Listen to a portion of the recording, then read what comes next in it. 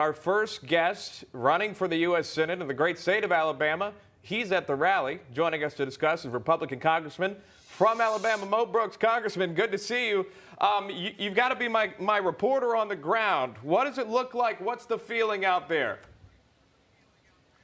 It's excitement. President Trump is coming to Cullman, Alabama, part of his Save America rally series across the United States of America, and the enthusiasm is through the roof.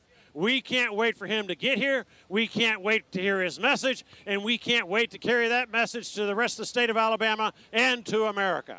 Why do you think that he chose Cullman, Alabama, Congressman, specifically Alabama, as we know that has been one of his strongest congressional areas? He clearly has a turnout despite the weather issues you guys faced earlier.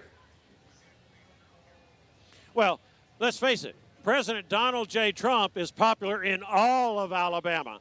North Alabama, Central Alabama, South Alabama. He's going to come to the state of Alabama as many times as is needed in this United States Senate race that is so important to the future of our country. This first stop is in Cullman, and as I said, the people here love him. He gets overwhelming majorities against any comers in this part of the state. Great place to be. About 58 minutes away from President Trump arriving there, we are speaking with Congressman Mo Brooks of Alabama. As we can see, the huge turnout still there. Congressman, I want to dive into some of the headlines that are being ran about this specific rally, one of which the attendance. It's supposed to be the biggest rally that we have seen of President Trump's, between 20,000 to 50,000 in attendance. That's what's being reported. With what we're seeing in Afghanistan, with what we've seen from the president so far, President Biden, the botched withdrawal, what do you think it is that is driving the people of Alabama right now to get out there and hear what the former president has to say? Well, it's pretty simple. We in Alabama love America. And it's quite clear that we have too many elected officials in Washington, D.C. that do not feel like we do about the United States of America. Similarly, we have concern, we have fear about the future of our country. It might be energy independence, which Joe Biden is hammering. It might be what's happening in Afghanistan, where it is such a debacle that it is ruining the reputation of the United States of America amongst our allies. It might be dictatorial socialism versus free enterprise. It might be suppression of freedom of speech. The list is endless. It could be the southern border where we used to have security and now we have weakness. We have people in Washington, D.C., goodness gracious, they don't even know the difference between a man and a woman.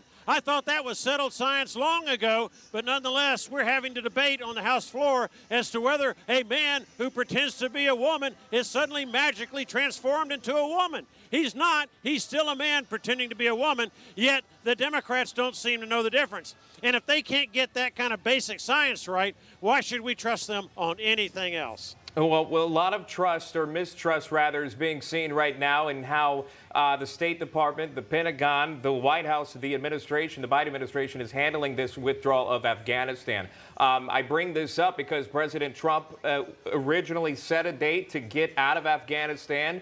That was carried out by the current president. However, President Trump has sent his statements out, and he said this was botched. It wasn't handled properly.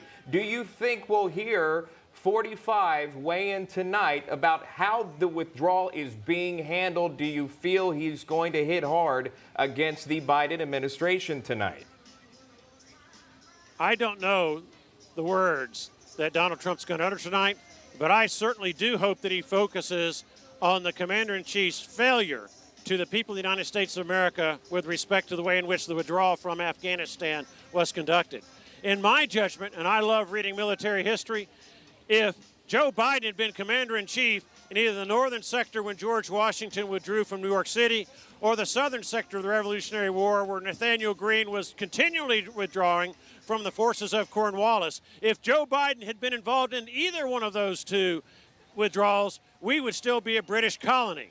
That gives you an idea as to how inept this administration has been on something as simplistic as to how to properly withdraw military forces from a country like Afghanistan. This would never have happened under President Donald J. Trump. If the Taliban had tried to do under Donald J. Trump what they did with Joe Biden, they would have failed. But they knew that Joe Biden was weak, that he's soft. He's not fully capacitated. By that I mean he's not what he once was upstairs.